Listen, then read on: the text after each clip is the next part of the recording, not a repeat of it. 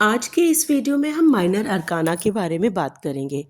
Minor arcana में total 56 cards होते हैं और इन पूरे 56 कार्ड्स को हम 4 पार्ट्स में डिवाइड करते हैं।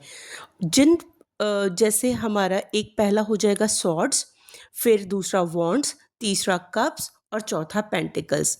हर एक इन सभी जो 4 भागों में इनको जिसको हमने बांटा है, इन्हें हम सूट्स बोलते हैं। मैं फिर से क्लियर करती हूँ कि माइनर अरकाना में 56 कार्ड्स होते हैं। 56 कार्ड्स को हम 4 पार्ट्स में बांटते हैं। इन 4 पार्ट्स को हम सूट्स बोलते हैं।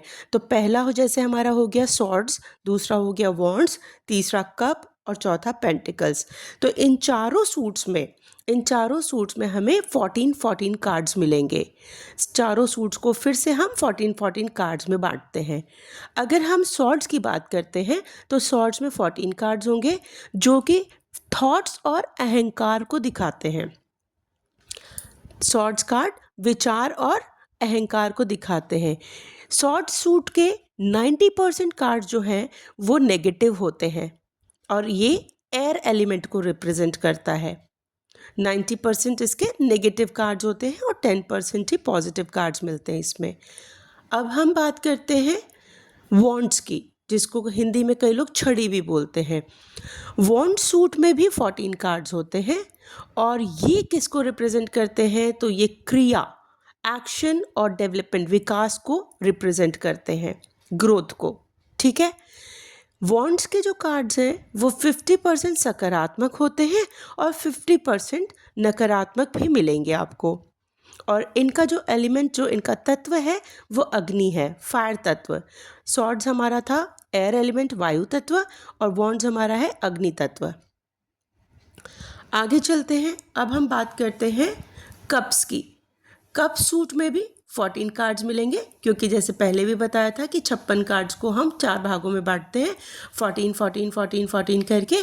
तो अब जो कप सूट है इसमें 14 कार्ड्स जो मिलेंगे वो हमें रिश्ते और भावनाओं के बारे में बताएंगे। कुछ कार्ड्स अहंकार को भी बता सकते हैं। कप सूट्स के 50% कार्ड्स सकारात्मक होते हैं और जैसे कि हम कप की बात कर रहे हैं तो कप में क्या लिक्विड चीज़ें होती हैं ना, एक याद करने के लिए एक ट्रिक है। तो ये जल तत्व को, वाटर एलिमेंट को रिप्रेजेंट करता है। लास्ट चौथा जो हमारा सूट बचता है वो है पेंटिकल्स। ठीक है। इसमें भी हमें 14 कार्ड्स मिलेंगे। पेंटिकल सूट में 14 कार्ड्स होंगे जो कि आपके विचार को बताएंगे और ये भी 50% कार्ड आपके सकारात्मक होते हैं और ये एलिमेंट होगा आपका अर्थ एलिमेंट। आगे बढ़ते हैं। टैरो में न्यूमरोलॉजी, टैरो के जो कार्ड्स होते हैं ना, उनमें जो नंबर्स होते हैं वो न्यूमरोलॉजी से भी कनेक्ट करते हैं कई बार, जो कि मैं अपने अगली वीडियो में कभी बना के आप लोग को एक्सप्लेन कर दूंगी। फिलहाल अभी हम इन 14 कार्ड्स की बात कर लेते हैं।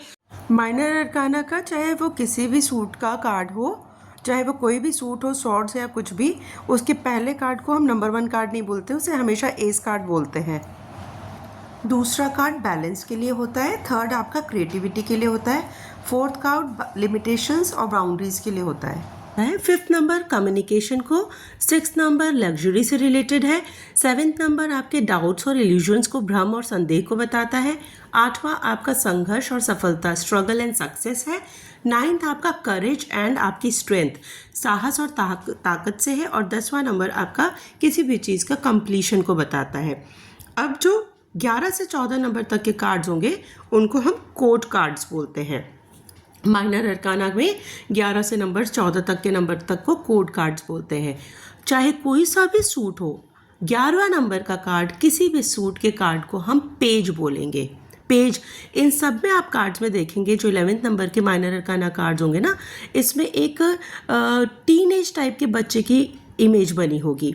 ठीक है। तो टीनेज के बच्चे कैसे होते हैं? जो ज़रा थोड़े मैच्योर नहीं होते हैं, इमैच्योर होते हैं और एज़ कम्पेयर टू बड़े लोगों के हम कह सकते हैं कि थोड़े केयरलेस भी होते हैं, अपरिपक्व हो गए, लापरवाह हो गए, फ्रीडम ज़्यादा पसंद करते हैं, फ्रीडम लवर होते हैं और इनकी ना डिसीजन मेकिंग बड़े लोगों की तुलना में थोड़ी कम होती है, क्योंकि एज फैक्टर भी तो आता है ना, अभी उनमें मैच्योरिटी कहाँ है। तो इनके जितने भी पिक्चर्स इमेजेस होंगे वो ऐसे टीनेजर टाइप के बच्चे के होंगे जिनकी एज लगभग 17 17-18 साल तक की होगी तो इनकी निर्णय क्षमता कम होगी, ये कहीं ना कहीं हल्के से लापरवाह आपको देखेंगे, इमेच्योरिटी होगी, फ्रीडम लवर होगी, इनको कोई रोक टोक करे इन्हें पसंद नहीं आएगा, इस तरीके से। 12 नंबर का कार्ड को हम नाइट बोलेंगे, किसी भी सूट के 12वें नंबर को कार्ड को हम नाइट बोलेंगे।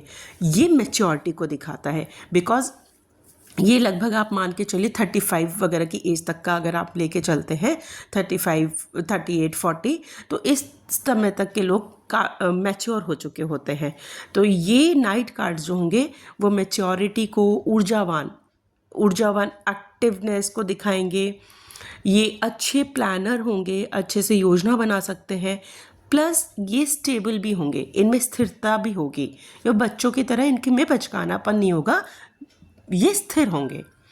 13 नंबर आता है क्वीन का।